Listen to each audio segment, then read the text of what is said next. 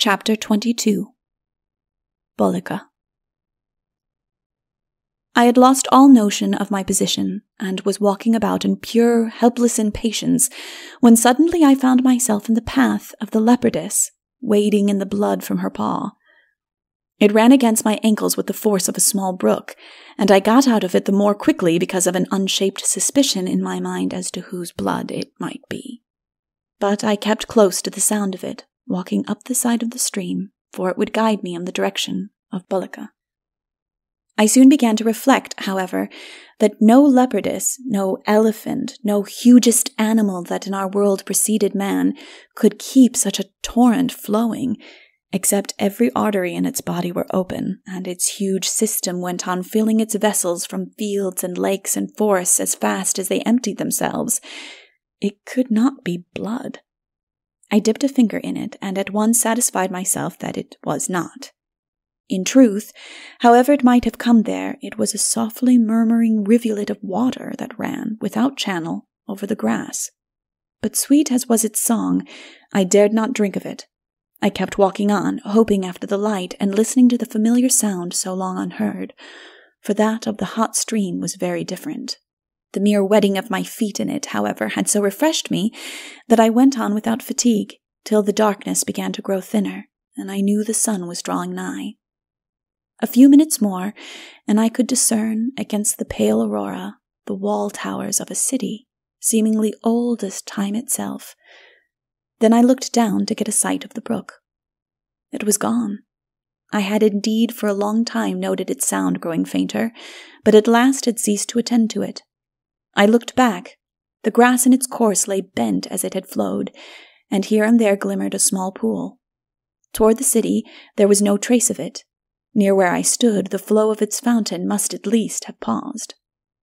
Around the city were gardens, growing many sorts of vegetables, hardly one of which I recognized. I saw no water, no flowers, no sign of animals. The gardens came very near the walls, but were separated from them by huge heaps of gravel and refuse thrown from the battlements.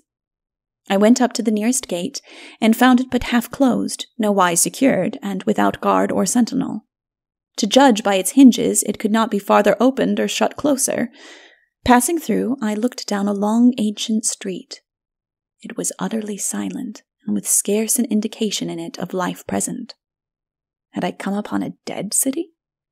I turned and went out again, toiled the long way over the dust heaps, and crossed several roads, each leading up to a gate. I would not re-enter until some of the inhabitants should be stirring. What was I there for? What did I expect or hope to find? What did I mean to do? I must see, if but once more, the woman I had brought to life. I did not desire her society. She had waked in me frightful suspicions, and friendship, not to say love, was wildly impossible between us. But her presence had a strange influence upon me, and in her presence I must resist, and at the same time analyze that influence.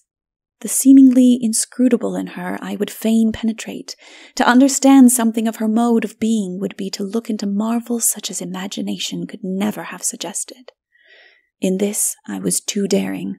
A man must not, for knowledge, of his own will encounter temptation. On the other hand, I had reinstated an evil force about to perish, and was, to the extent of my opposing faculty, accountable for what mischief might ensue. I had learned that she was the enemy of children. The little ones might be in her danger. It was in the hope of finding out something of their history that I had left them. On that I had received a little light. I must have more. I must learn how to protect them.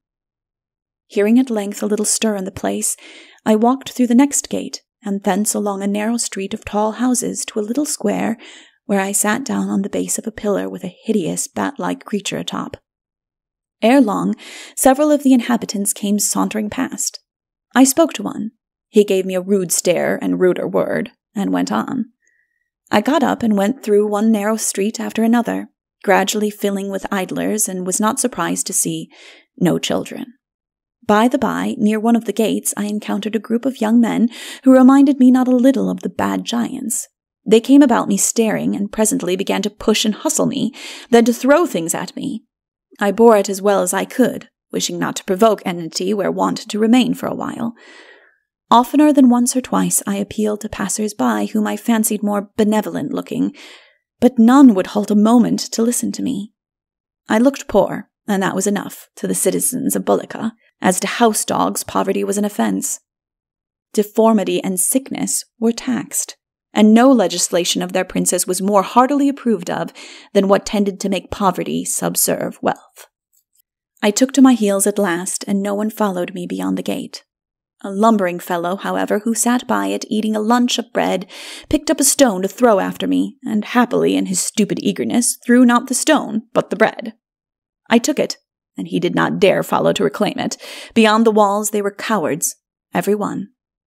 I went off a few 100 yards, threw myself down, ate the bread, fell asleep, and slept soundly in the grass where the hot sunlight renewed my strength. It was night when I woke. The moon looked down on me in friendly fashion, seeming to claim with me old acquaintance. She was very bright, and the same moon, I thought, that saw me through the terrors of my first night in that strange world. A cold wind blew from the gate, bringing with it an evil odor, but it did not chill me, for the sun had plenished me with warmth. I crept again into the city. There I found the few that were still in the open air crouched in corners to escape the shivering blast. I was walking slowly through the long narrow street when, just before me, a huge white thing bounded across it with a single flash in the moonlight and disappeared. I turned down the next opening, eager to get sight of it again. It was a narrow lane, almost too narrow to pass through, but it led me into a wider street. The moment I entered the latter, I saw on the opposite side, in the shadow, the creature I had followed, itself following like a dog what I took for a man. Over his shoulder, every other moment he glanced at the animal behind him, but neither spoke to it nor attempted to drive it away. At a place where he had to cross a patch of moonlight, I saw that he cast no shadow and was himself but a flat, superficial shadow of 2 dimensions. He was, nevertheless, an opaque shadow, for he not merely darkened any object on the other side of him, but rendered it, in fact, invisible. In the shadow he was blacker than the shadow. In the moonlight he looked like one who had drawn his shadow up about him, for not a suspicion of it moved beside or under him, while the gleaming animal, which followed so close at his heels as to seem the white shadow of his blackness, and which I now saw to be a leopardess, drew her own gliding shadow black over the ground by her side. When they passed together from the shadow into the moonlight, the shadow deepened in blackness, the animal flashed into radiance. I was at the moment walking abreast of them on the opposite side, my bare feet sounding on the flat stone. The leopardess never turned head or twitched ear. The shadow seemed once to look at me, for I lost his profile and saw for a second only a sharp upright line. That instant the wind found me and blew through me. I shuddered from head to foot, and my heart went from wall to wall of my bosom, like a pebble and a child's rattle.